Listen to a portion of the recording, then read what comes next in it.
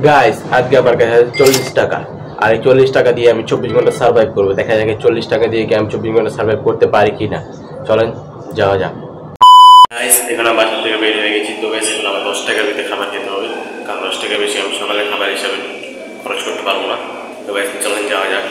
Guys তারপর বাসার থেকে বের হয়ে হাঁটতে হাঁটতে একটা হোটেলে চলে আসলাম। হোটেলে এসে দুটো সিঙ্গারা অর্ডার দিলাম। সিঙ্গারাগুলোর দাম নিয়েছিল 10 টাকা। তো গাইস তারপর আমি সিঙ্গারাগুলো ওখানে বসেই সিঙ্গারাগুলো খেয়ে নিলাম। গাইস তারপর খাওয়া দাওয়া শেষ করে বাসায় এসে কিছুক্ষণ টিভি দেখলাম। গাইস এখন দুপুর হয়ে গেছে, এখন দুপুর 2:30 বাজে। তো গাইস এখন আমার দুপুরের নাস্তাটা খেতে হবে, চলেন। আসলে গাইস আমি সকালে খাওয়া দাওয়া শেষ করে আমি দুপুরে খাবারটা নিয়ে এসেছিলাম, কারণ দুপুরে পরোটা ভাজি নাও পাওয়া যেতে পারে, তাই আমি খাবারটা নিয়ে এসেছিলাম। গাইস এই হলো আমার দুপুরের খাবার।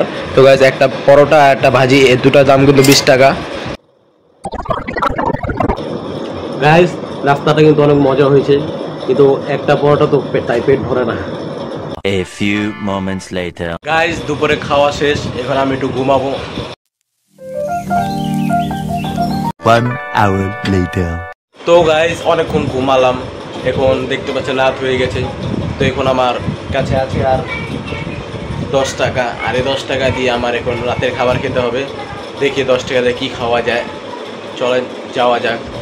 আমি বাসা থেকে বের হয়ে গেলাম, বাসা থেকে বের হয়ে আটটা রেল লাইন চলে আসলাম। এখানে অনেক খাবার দোকান দেখতে পেলাম, কিন্তু আমার কাছে 10 টাকা। তো গাছ 10 টাকা কি খাওয়া যাবে ভাবতে ভাবতে একটা ফুচকা আমার কাছে চলে আসলাম।